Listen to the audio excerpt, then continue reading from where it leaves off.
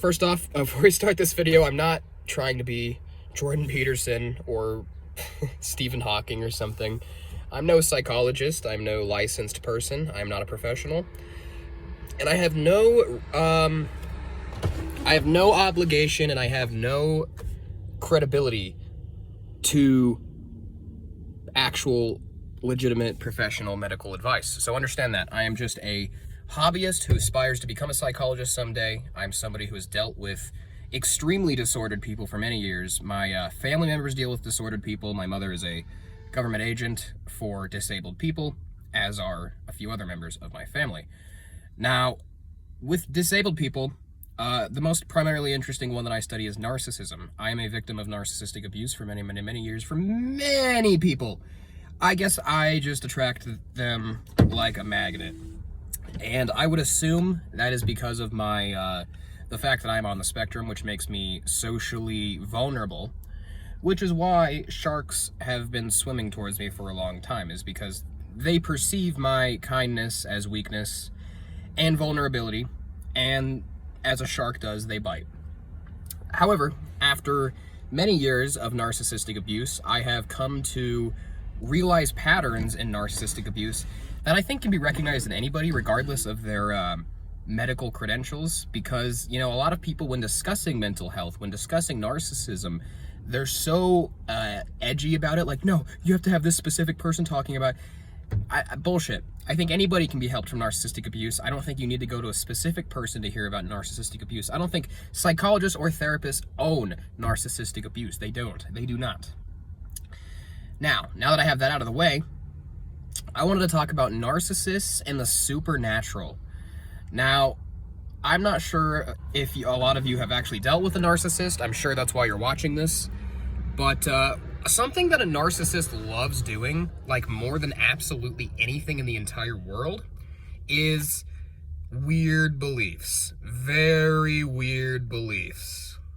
Now, there's a reason for this.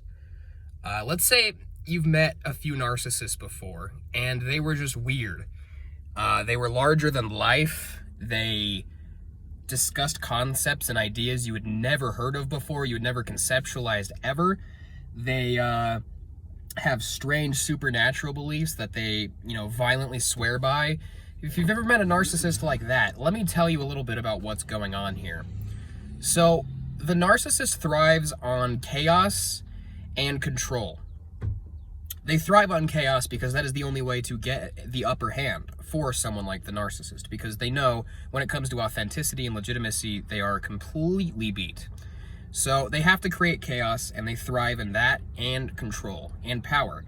And what's the best way to get power over stupid people than to subscribe very proudly to a strange belief that no one knows about, or knows is real or not, or is spooky, like witchcraft, or Satanism, or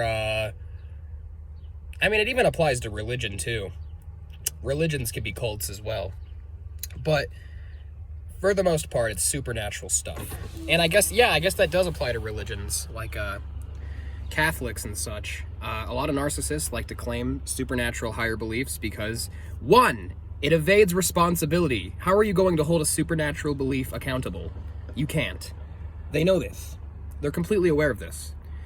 Two, it throws you off balance, which gives them the upper hand. When they announce that they are a witch or a Wiccan or this or that, it'll throw you off if you're vulnerable. You'll be like, what? You're a Wiccan? You probably know things I don't. I'm not going to mess with you. That's what it's all about. That is what the narcissist thrives on. That control, that intimidation, that fear. So there's those two things. They don't want to take accountability, and it creates intimidation and fear and allows them to control you easier.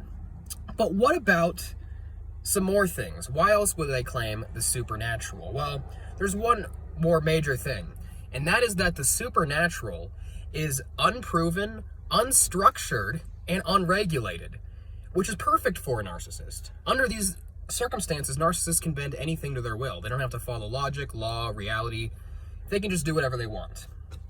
So I always found that very interesting, that a lot of narcissists you'll see will claim to be like healers, or, spiritual leaders or witchcraft people.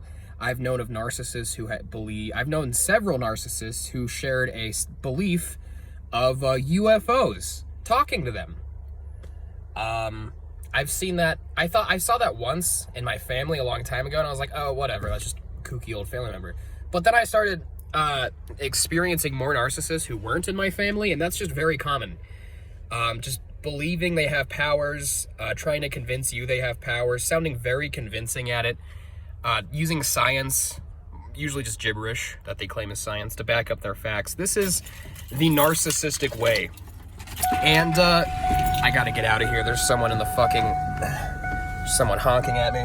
But yeah, just really be careful and understand that when a narcissist is trying to spook you with their alleged supernatural superiority, that it is all bullshit. It is literally smoke and mirrors. And a narcissist relies on nothing but smoke and mirrors. It is literally just smoke and fucking mirrors 24/7 with them. And the reason they get angry at you when you question their beliefs or act all superior about it or don't want to talk about it is because you are demanding structure. You're demanding accountability. You're demanding realism and law. And a narcissist does not follow that. So, just some things I wanted to share. Take care of yourself out there, guys.